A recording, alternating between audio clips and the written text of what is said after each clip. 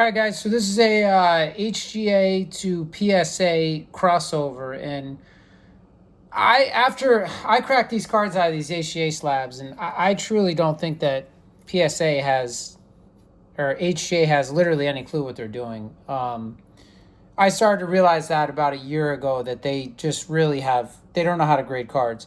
So this is a 96 Jeter Topps Chrome. I think this is like a pop 50. I don't know the grade, so I could sound like a moron after I flip this over, but this was an 8.5 surface. Well, I'll just do it this way. Hopefully I don't show the... Okay. So this was, everything was 9.5, and the surface was an 8.5. I cracked it out. I looked at the surface. I can't tell. There's literally nothing wrong with this card. The centering is absolutely perfect, which is very, very rare. I think this is a pop 50. Now yeah, I think it's a pop 50. So it's very hard to gem these, but I bought this card probably like, I don't know, 10 years ago raw or something at a card show.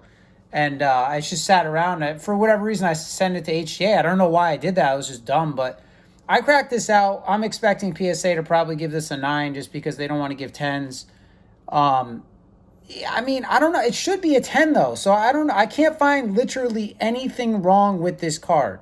So the back is centered really well. I mean, it should be a 10. So let's see what this card is.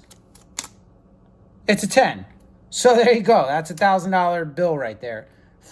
Yeah, I mean, I'm actually pretty proud of myself that I was able to do this, because I'm like, there's nothing wrong with this card, and there literally is nothing wrong with the surface. So this was an 8.5 surface, and it's a gem in 10. There's nothing wrong with the surface. I don't know what the hell HGA is looking at. I don't know how they're grading these. I mean, listen, obviously HGA is a non-factor at this point. I get it. But what is going on here? So gem in 10, I'll take that all day. I absolutely love that. I'm very, very, very happy about that. That's awesome. Okay, Aaron Judge, 2017 Prism Refractor.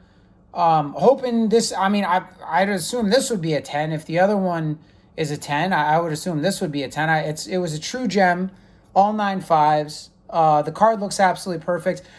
Now, here's the thing. I actually think I'm better at grading cards than HGA is. I mean, I'm not trying to sound cocky. I truly, honestly think that I am. But that could be a very cocky statement. I don't mean to come across like that. I just think that they so have no clue what they're doing that I think I can look a card over with a loop and the correct lighting and grade it more accurately than they can.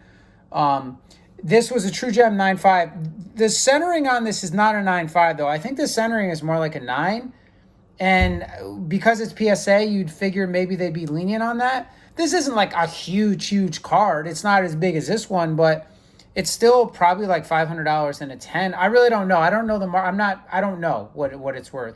In a 9, it's maybe $100, but let me put this on the other side. I would expect this to be a 10. I really would. Just the only thing that could hold this back would be the centering is just a little off. That's not 9.5 centering. The Topps Chrome logo is too high on the card. Let's see what we got. It's a 9. I'm looking at this through my camera, so that's why it takes me a second to see the grade. All right, it's a 9. You know, it's not the end of the world. I'm not going to cry about it. It is a little annoying, but it's a 9. Okay, so let me go to the last card here. And it's not centered. This card is not centered to be gem. It's not a 10 centering.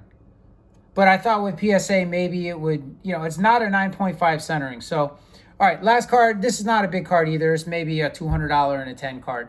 This is a Vladimir Guerrero Jr. It's Bowman's Best. Now, Bowman's Best, they always gem. So, I mean, I don't know how you're telling me the centering's a 9. It's not. The centering is perfect. The edges are a 9.5. Okay, fine. It's Bowman's Best. It's always almost 9.5 edges. Surface is a 9. No, it's not. The surface is immaculate. It's not a 9. And the corners are not a 9. The card is absolutely perfect. I looked this over maybe for like, I don't know, a minute with a loop and the correct lighting. This card should be a gem in 10.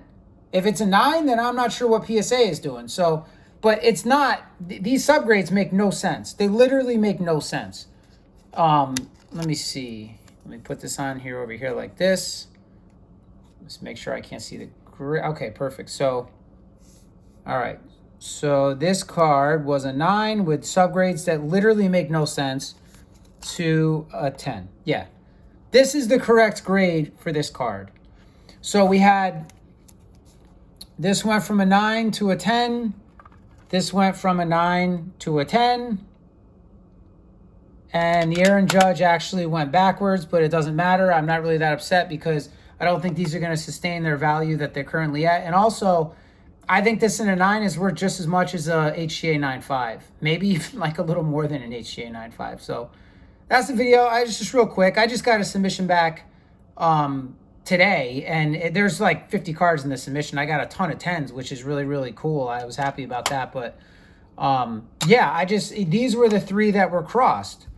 And I just don't know what the hell HGA is doing when they're grading these cards. What are they looking at? What standards are they using? And how are these people being trained? I don't get it. But that's it. That's all I got for you guys. Take care. Bye-bye.